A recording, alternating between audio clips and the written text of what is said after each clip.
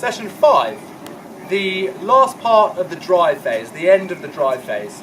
We've spoken about acceleration, we've spoken about rhythm, we've spoken about the front end of the drive phase, we've spoken about the mid part of the drive phase, and now the end of the drive phase. Again, there's different ways of doing this, and different coaches coach different things, different systems, different programs coach different ways. The way that we've found to be extremely successful here is to move with the boat. The boat's now moving at its fastest. So as we finish the drive phase, as we draw at the end and we begin to bring our arms into the stroke, we need to move quickly around the back end.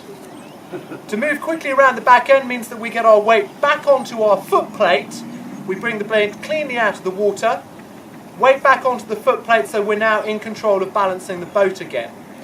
The Oxford model is they speak about a rebound effect. They come back very quickly, but then other models here in New Zealand even encourage a little bit of time at the back end.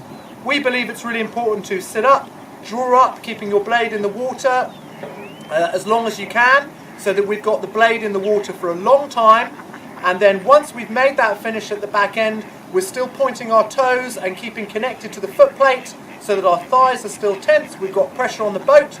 As soon as we release, we need to come back onto our foot plate so we're in control of the boat. If we stay sitting on our seat for a long time, we might as well get out of the boat because we're not connected to the boat. We've got to keep our weight on our foot plate, pressing against it, release, come back onto it.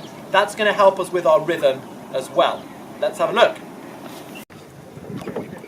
So session 5, the last part of the drive phase. Sometimes the camera can help us here so that we can take a picture of whether the thigh is still got pressure running through the foot plate at the finish. It can also sometimes help to have feet out so that we can maintain pointing our toes and getting power running through the foot plate at the finish. The other thing that we can do is quite fun, which is a speed up the slide exercise. So you start at backstops and it's a competition for the athletes. It's the first person to get to the front and put their blade in.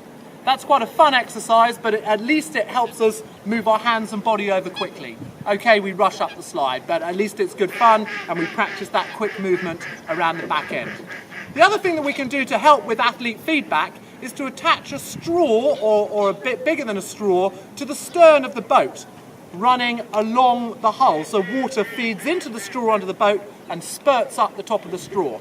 This can help at the front end and at the back end, because at the front end we can see how low does the water drop before it rises up again in its surge in the boat's surge of speed. So that's again quite fun, which can give the athlete good feedback about whether the boat is slowing down and how long it's slowing down for, and also how long it's speeding up for. That can be quite fun for both the back end speed and the front end speed pickup.